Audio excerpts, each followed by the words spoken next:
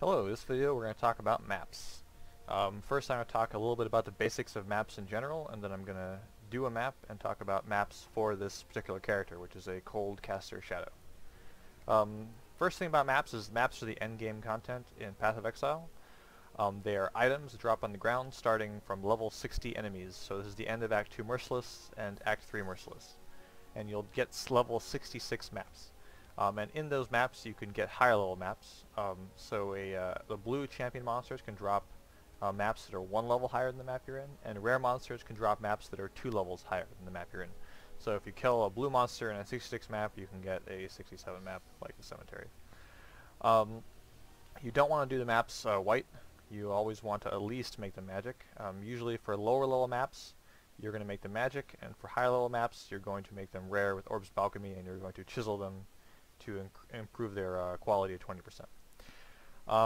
The reason you want to separate them like that is because if you alchemy all your lower level maps, you're going to bankrupt yourself, because you're going to go through so many of them. But in the higher level maps, they're worth more, and you want to make sure that you get as much quantity on them as possible, so you can keep on getting high level maps. And so, if you have your white map, and you can take your transportation orb and throw it on there and get some property. Like 4 additional projectiles is actually kind of sucks. You usually don't want that one. But in terms of properties that you do want, there are 3 types of properties that are good properties that you're looking for. The first type is going to be just a larger map. So area is 48% larger, or maze for indoor maps. Those basically give you more monsters to kill, so more loot, more maps. The second type is going to be things like more magic monsters or more rare monsters. This increases your chances of getting higher level maps. And then lastly, there's mods that are not good mods, but they give you a lot of quantity. So like this blue map has this players recover life, mana, and energy shield 50% slower. That is 30% quantity just for that one mod. And so if you can do that mod, which a cold caster can do just by putting mana leech on freezing pulse, you're getting a lot of quantity out of one mod that's not so hard. It's a really good thing to have. And so I'm going to get into a map right now. I'm going to pick this large spider forest map. Looks pretty cool. And you can go into the lab. You can access the lab midway through Act 3 Merciless. I think after talking to the Gemling Queen, you don't have to kill Piety to access the lab. A note on the auras that I'm putting up: this is not typical of this build actually. In the guide, the main auras are Discipline and Clarity, but because I have a 6th link with Mana Leech, and because I have a lot of mana, I can afford to run Purity and Haste and drop Clarity. Let me check if my gear set up correctly, yes. So this one has large area. Elemental Equilibrium isn't really much of a problem. It basically ends up meaning that the enemies are going to have 25% additional cold resist, which is, going to reduce my damage, but it's not so dangerous.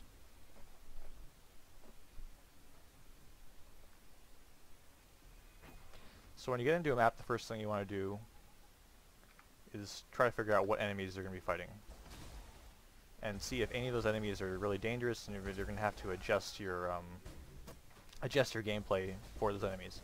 So the Sea Witches, not really problematic, not very dangerous. They're slow and they have short range. The Flicker Pirates, potentially very dangerous if you get a big pack of them at once, and they're elites. And usually if you're in a map with Flicker Strikers, you're going to want to keep your minions up to distribute the Flicker Strikes over like a wider number of targets, and you may want to walk your totem in front of you if you're feeling fragile. So I don't have any minions up right now, so I'm going to kind of keep putting my totem up. And what they're going to do is the Flickers will aggro onto the totem, and then you can freeze them after they attack the totem.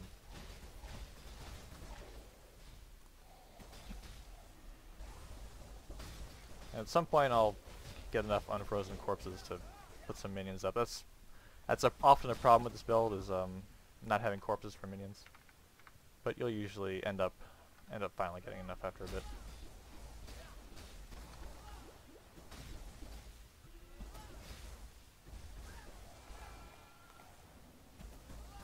Yay, zombie. So usually when you see a big pack of Flickers like that, you want to back off, get them to attack your pets and totems, and then come at them in a more controlled and careful manner. You don't want to just kind of run in there and have them all flickering on you. It's usually not going to go well.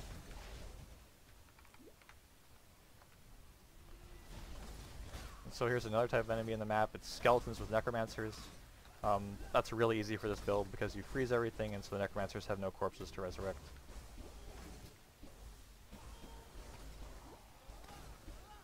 Against those flickers also you'll see me popping a granite flask, which is pretty helpful. It's not going to, like, you know, reduce their damage to nothing, but it's definitely going to protect you a little bit if you can afford to run it over a mana flask.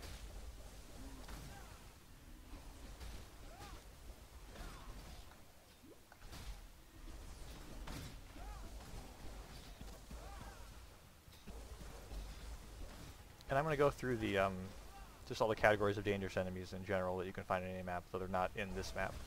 So one category, of course, is the flickers, which is the flicker pirates, the flicker spiders, and the most dangerous is the flicker dock workers, the guys with the spiky heads from Act 3, because they can do a flicker and then discharge after the flicker for a huge quantity of burst damage, and the discharge tends to actually lag me also. So the dock workers are the worst you gotta watch out for. The second big category of dangerous monsters is charging monsters like Roas and Blackguard Elites, because they do a lot of burst physical damage as well. And physical damage is the damage type this build has the least mitigation against. So against elemental damage, you should have, you know, cap resists or close cap resists. I have 78% all resist right now with purity up. So elemental damage is not as big of a deal as large physical damage bursts. So charging enemies are bad, and then the third category is high chaos damage enemies. A lot of the chaos damage enemies aren't so bad. The constructs actually are pretty easy. Viper Strike, you'll probably almost never get Viper Strike. But the Poison Arrow is really dangerous because it does a lot of damage very quickly, and if you don't notice it in time and don't run out, you can get killed by it. And the Poison Alchemists, which throw the Poison Mines. If you trigger 2 Poison Mines at once, you can actually maybe even kill yourself just on 2 mines if you're against elite alchemists. And to mitigate chaos damage, you can get more chaos resist. So if you have a bunch of chaos resist, it becomes way less dangerous. Ooh, Promenade, nice. I like Promenade. So if you get chaos resist, chaos damage mobs become a lot less dangerous, and just having more life is going to protect you against them also. That's one reason why life, like point for point hit points is like 1 hit point is better than 1 point of ES. And right now I have 3,000 of both.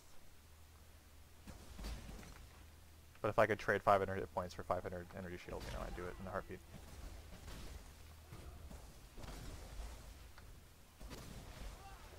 And then dangerous map mods. Map mods that you don't want to roll for this build are Blood Magic, first off, because basically the build is not equipped to use Blood Magic. You can put Life Leech on your spells if you have a link set up for it and kind of muddle through the map, but because you're constantly damaging yourself with Blood Magic, your energy shield will not recharge. And so that's, you know, around half your defense potentially, and not having that is going to be terrible. Luckily Blood Magic is very, very rare, so you'll almost never roll it. The second type is Elemental Reflect. This is also possibly doable with Life Leech on your skills, but it's going to be a huge pain in the ass. You're going to be large risk of blowing yourself up, and your energy shield will constantly be down as well. And lastly, Chaos Damage per second is the last one that you really don't want to solo, because it's going to prevent your energy shield from ever recharging inside the map. So once it's gone, it's gone. So really, those 3 are dangerous because you're not getting your ES back, and the ES is half of your defense.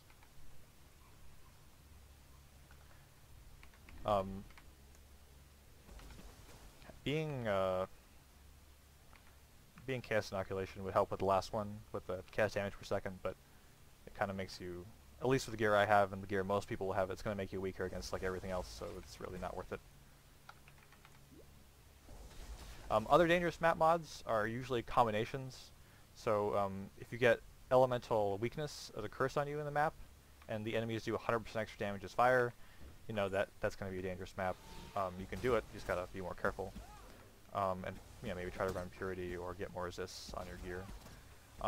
Another dangerous mod actually just on its own is Vulnerability, because you take increased damage and you're easier to stun, and your energy shield takes a long, long time to recharge. So watch out for vulnerability. It's not as big of a problem as the big 3 I mentioned, but it can definitely get you killed.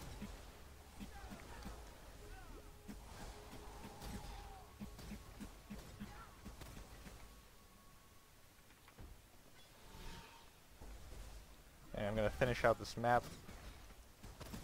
There's not a whole lot of interesting stuff left here. I didn't talk about the water elementals. They're kind of a joke of an enemy. Usually they die right after they come out of the ground. But usually in a map you're going to get at least one dangerous enemy you're going to watch out for.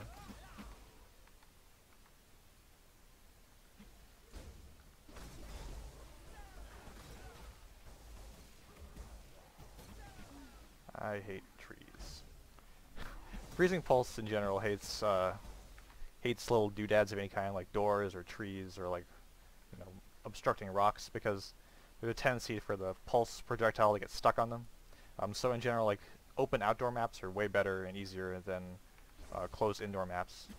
So if I got like a maze or a Val Pyramid with shitty mods, I'd be less willing to do that than if I got an outdoor open map with shitty mods.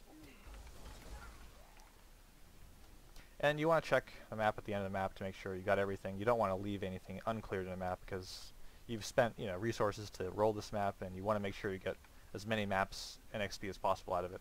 And so I'm pretty sure I've done everything, and I got a crypt map, which I don't need 66 anymore, but it's nice to sell, and a promenade, which is 69, which is the same level as this map. So usually, if you get a map and a map that's the same level or higher, you consider that a success, because you can keep on mapping, keep on getting XP and moving up in your map levels.